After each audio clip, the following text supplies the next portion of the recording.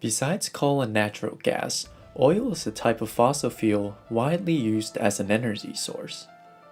Oil has become an extremely scarce resource, which is why it proves to be a significant field towards the study of energy economists and politicians. First, let me take you guys through a brief tour of the history of oil. The first crude oil used by humans was found in collected sponges from the sea, or in pools that seep from the earth. In ancient Egypt, oil was the chemical used as a lubricant on chariot wheels and even to preserve mummies.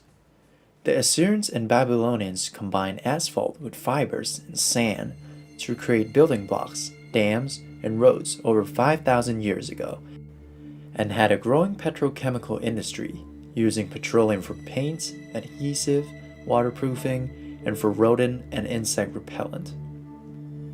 In ancient China, petroleum was the solution used to polish armors and swords. By 3000 BC, the Chinese were using oil for cook stoves and lamps. When oil was not readily available on the surface, they drilled down and utilized bamboo pipes for extraction. They discovered that the oil's quality could be made better by filtering it through sand or cloth. The Bible mentions the use of oil pitch for caulking leaky ships, and the Greeks were known to spill oil on the sea and light it to obstruct enemy ships.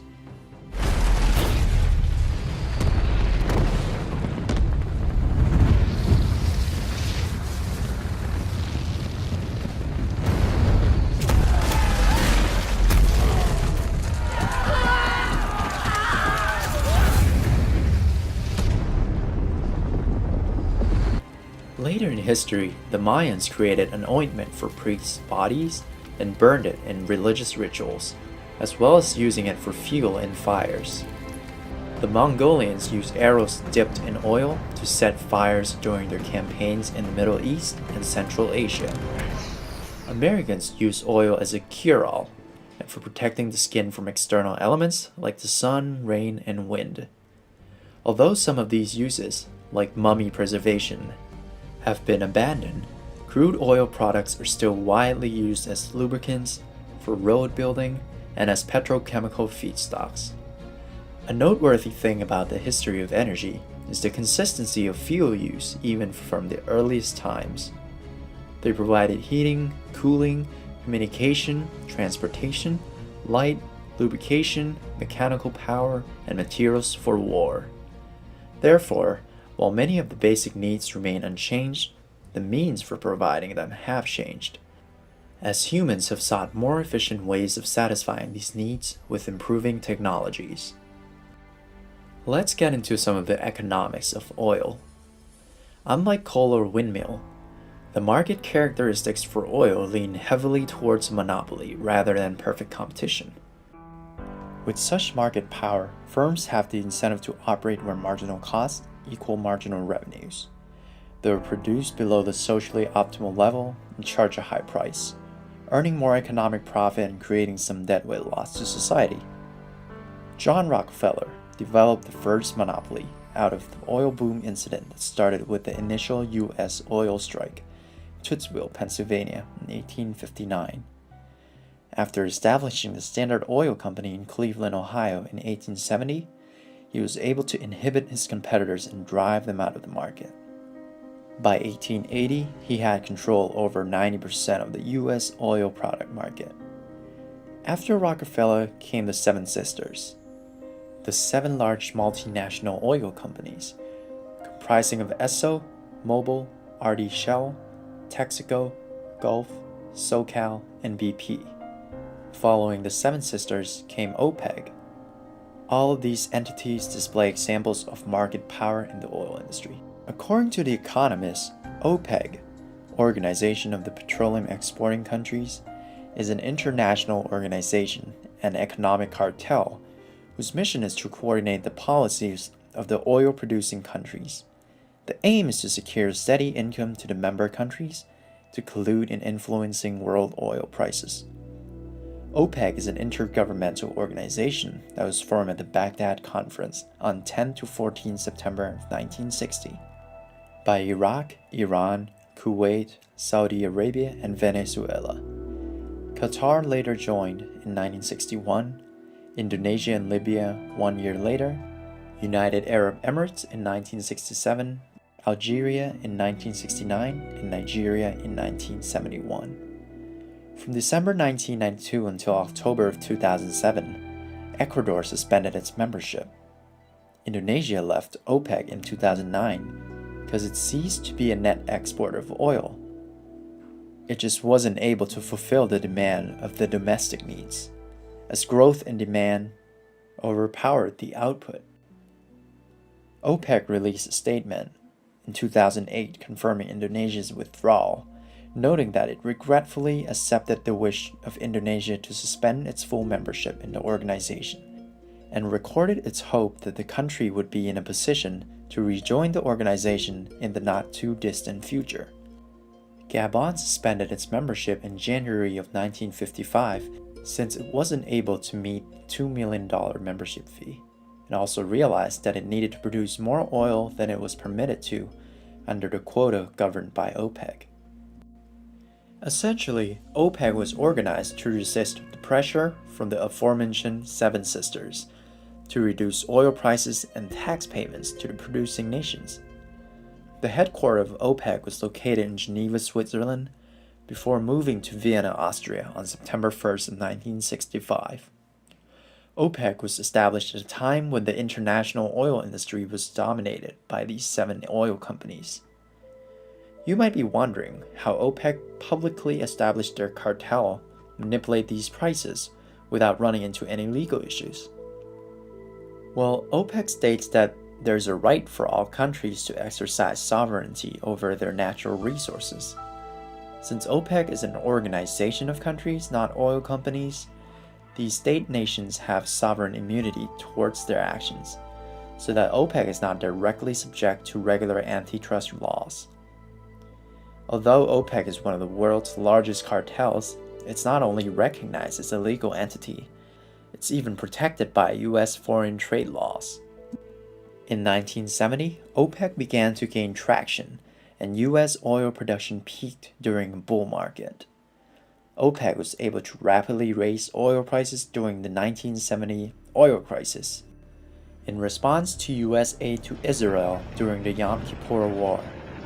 On October 6, 1973, Syria and Egypt launched a surprise attack on Israel on the holiest day of their Jewish calendar. This Arab-Israeli conflict triggered an already emerging crisis. The price of oil was going to rise. In response to US support of Israel, the Arab members of OPEC elected to cut down oil production by 5% per month on October 17. Then they declared an embargo against the United States, Canada, Japan, the Netherlands, and the United Kingdom, causing the 1973 energy crisis. I think it's going to end with everybody changing their habits. Just start working now, otherwise we won't have time. We're going to be out of oil within a few years. Began, there was an announcement in Kuwait that prices for Arab oil were going up. A huge increase voted in an overnight meeting without even consulting Western buyers. Then the ministers began what was to be an 8-hour meeting, resulting in their decision to reduce the flow of oil to America and other nations supporting Israel. The cutback will be 5% for the first month and an additional 5% for each passing month until Israeli forces leave occupied Arab land. The ministers added an appeal to the American people to stand beside the Arab world. For countries like Kuwait, where these wells are, or others like Saudi Arabia, there's no real economic penalty in reducing the flow off the docks for the U.S. They make so much money on their oil, the loss will hardly be noticed. But Kuwait and Saudi Arabia are still not anxious to completely destroy their relations with the U.S., and they were able to persuade more militant Arab ministers who wanted to boycott America completely or nationalize U.S. facilities. Since short-term oil demand is inelastic, quantity falls only slightly when the price is raised. Thus, oil prices had to be raised significantly to reduce demand to the new lower level of supply. Anticipating this, the market price for oil instantly rose sharply. Other factors contributing to the rise of oil prices include a market and consumer panic reaction, the devaluation of the US dollar, and the aforementioned peak of oil production in the US around 1970. By the end of the embargo in March of 1974, the price of oil surged from $3 to $12 per barrel. Reacting to the high oil prices of the 1970s, developed nations made steps to curtail their oil dependence.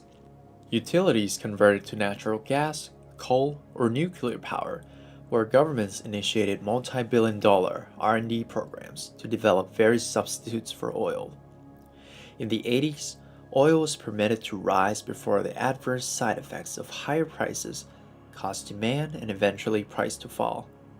The OPEC country members, which depended greatly on profit generated from oil sales, encountered severe economic hardship from the shrinking demand for oil, and consequently cut down on production to put upward pressure on oil prices. During this time, environmental impacts of emissions from the burning fossil fuels began to become a topic of concern on the international energy agenda. In the 1980s, a critical surplus of oil was triggered by falling demand after the 1970 oil crisis, known as the oil glut. The world price of oil, which peaked in 1980 at $35 a barrel, fell in 1986 from $27 to $10. During the 80s, non-OPEC oil production increased dramatically. From 1980 to 1986, OPEC reduced production several times and nearly cut in half in order to maintain high oil prices.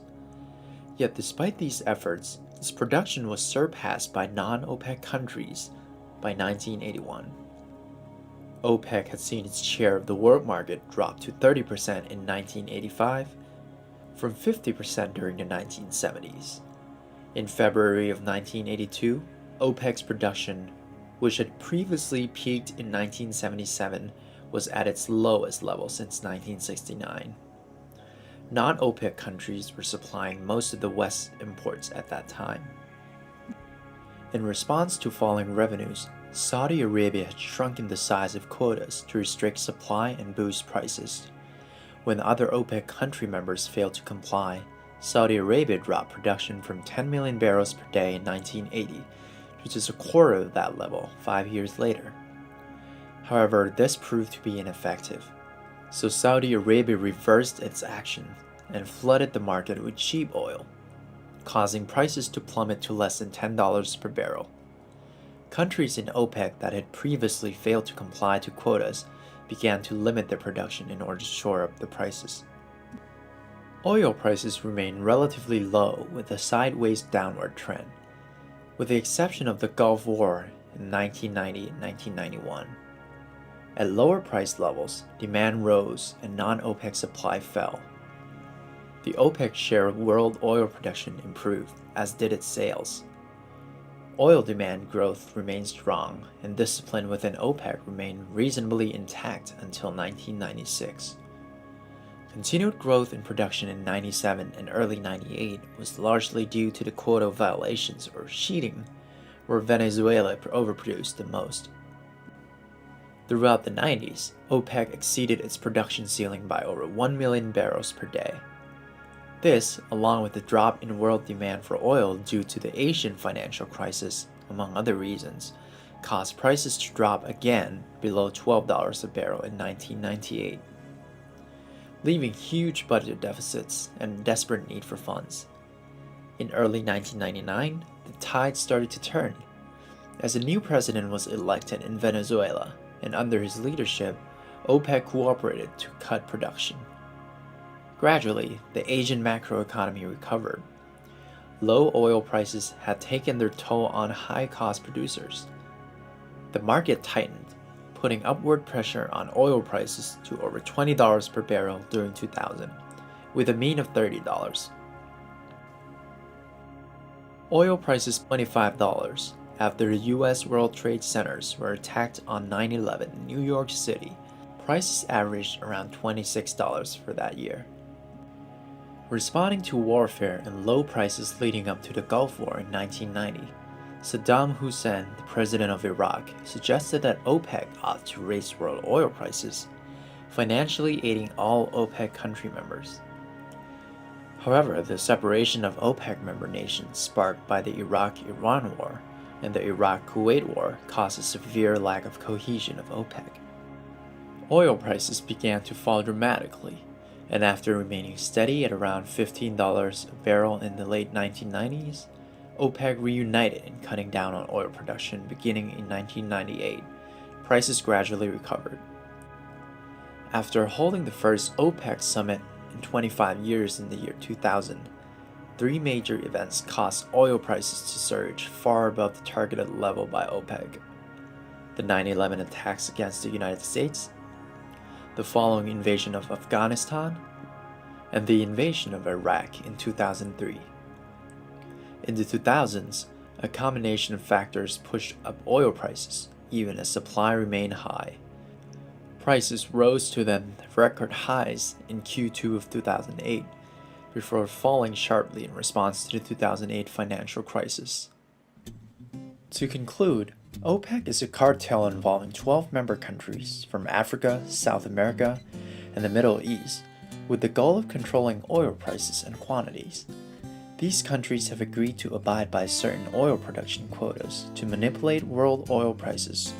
However, cheating by overproduction is evident amongst many country members. OPEC produces 40% of the world's crude oil, with Saudi Arabia producing approximately 30% of that production, while the remaining 11 countries produce around 10% or below. OPEC holds 80% of the world's crude oil reserve, with Saudi Arabia and Venezuela making almost 50% of that 80%. Their oil exports represent about 60% of the total petroleum traded internationally. To recap all the main events, OPEC was formed in 1960. In the 70s, oil prices surged as a result of the energy crisis, triggered by the embargo after the Yom Kippur War. In the 80s, oil prices fell as developed nations began to switch to oil alternatives, as the environmental impacts from oil is becoming a concern, and demand was made even lower following the oil crisis.